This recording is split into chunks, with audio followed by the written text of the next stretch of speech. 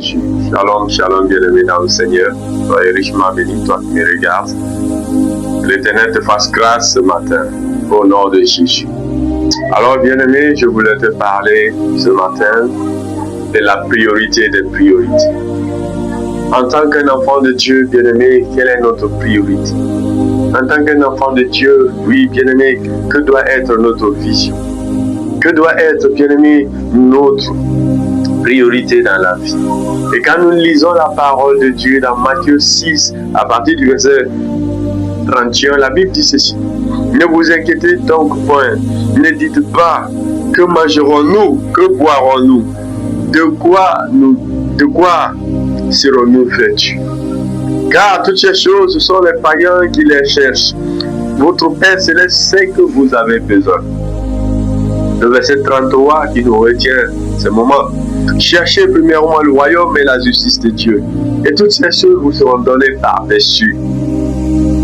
Ne vous inquiétez donc pas du lendemain, car le lendemain aura soin de lui-même. À chaque jour suffit sa peine, au nom de Jésus. Bien-aimé dans le Seigneur, laisse-moi parler à une âme ce matin. Laisse-moi parler à une personne. Oui, toi qui me regardes ce matin, bien-aimé. Vous savez, beaucoup de personnes ont encore du mal à sortir de leur zone. Beaucoup de personnes ont encore du mal à prospérer, à voir la lumière de Dieu, parce qu'ils ignorent ce mystère. Ce mystère est très important. Le mystère qui constitue de rechercher Dieu avant toute chose, bien-aimé. Oui, c'est vrai que nous avons des besoins. C'est vrai que nous avons des projets dans ce monde, bien-aimé.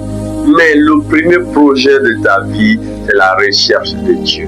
Cherche que nous sommes libérés pour servir Dieu. Nous avons été créés, amenés, conduits sur cette terre afin de servir le Seigneur. Voilà la première des choses pour nous. Et donc, il y a plusieurs manières de servir Dieu.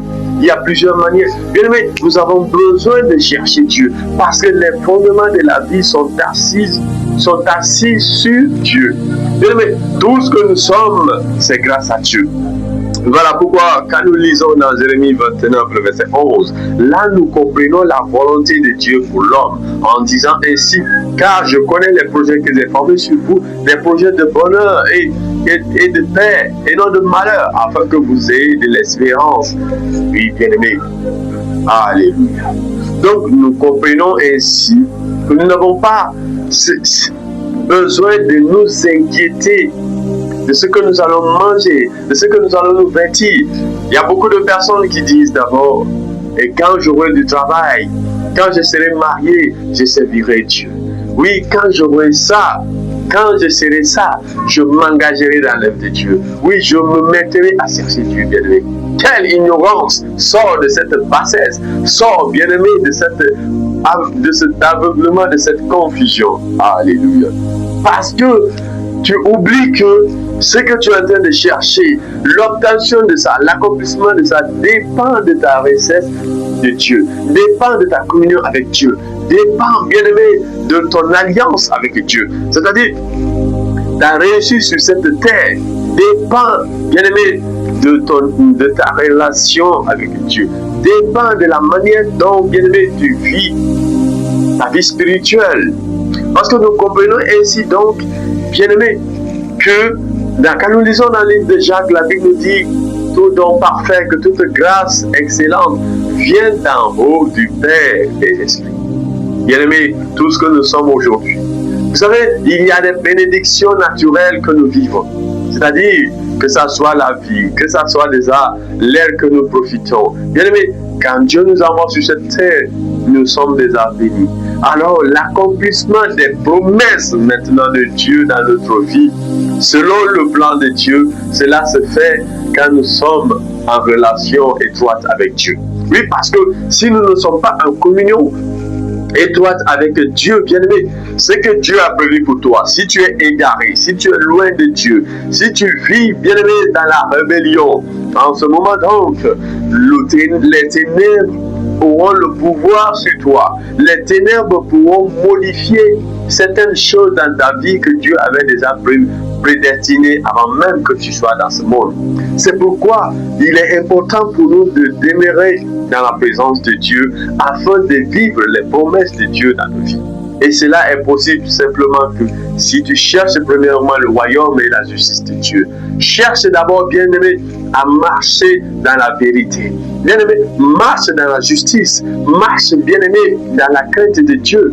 Bien-aimé, médite la parole de Dieu jour et nuit. Bien-aimé, sois attaché aux choses spirituelles, aux choses du royaume. Bien-aimé, intéresse-toi à l'avancement de l'œuvre de Dieu sur cette terre.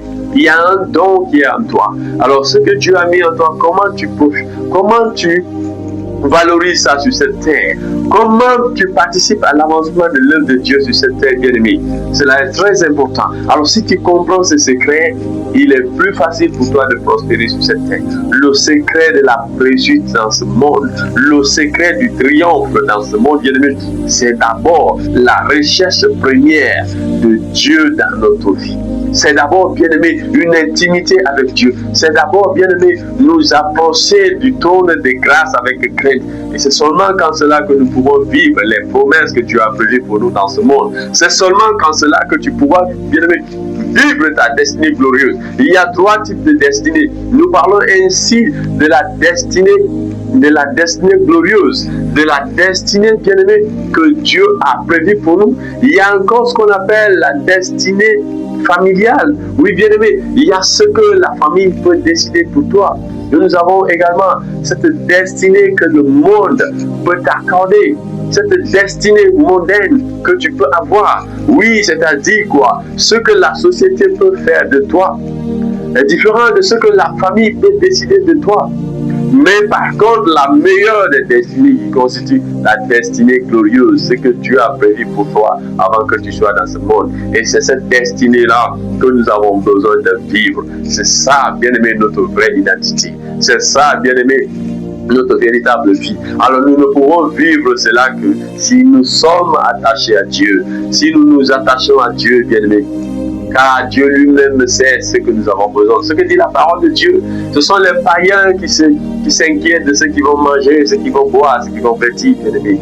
Mais en ceux qui sont en Dieu, bien-aimés. C'est vrai qu'il est important de remonter à Dieu nos prières, mais ce qui reste clair, cela ne doit pas être un tourment pour nous. Nous ne devons pas mettre ces besoins au devant pour banaliser, bien-aimés, notre communion avec Dieu. Quelle grâce erreur! Il faut sortir de cet aveuglement. Je sais que je parle à une âme en ce moment. Je parle à une personne en ce moment. Dans le nom de Jésus. Bien-aimé, toi qui écoutes ces paroles, n'endurcis pas ton cœur et réveille-toi, sois éclairé dans le nom de Jésus. Nous sommes cette année dans notre émission, le thème annuel, l'évangile de notre émission 2026, l'année de la révélation.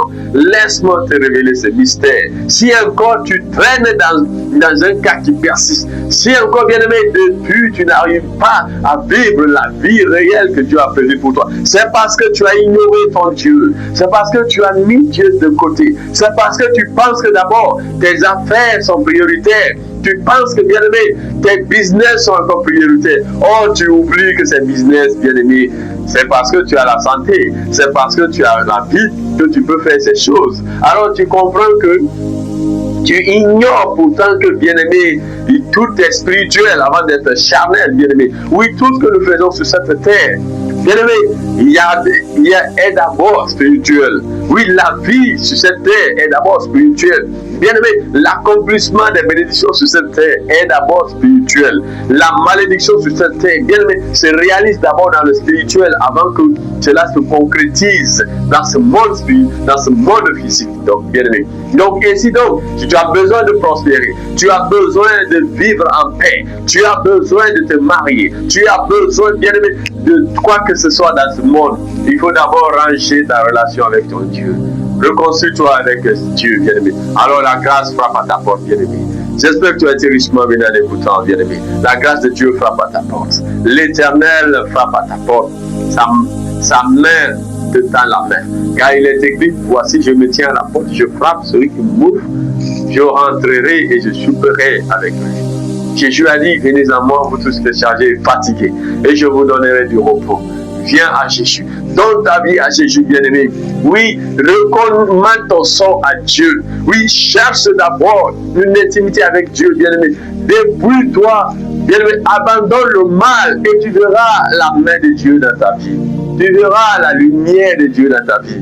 Il a dit à Marthe, ne t'ai-je pas dit, si tu crois, tu verras la gloire de Dieu. Laisse-moi te dire, si tu crois, bien-aimé, tu verras la gloire de Dieu.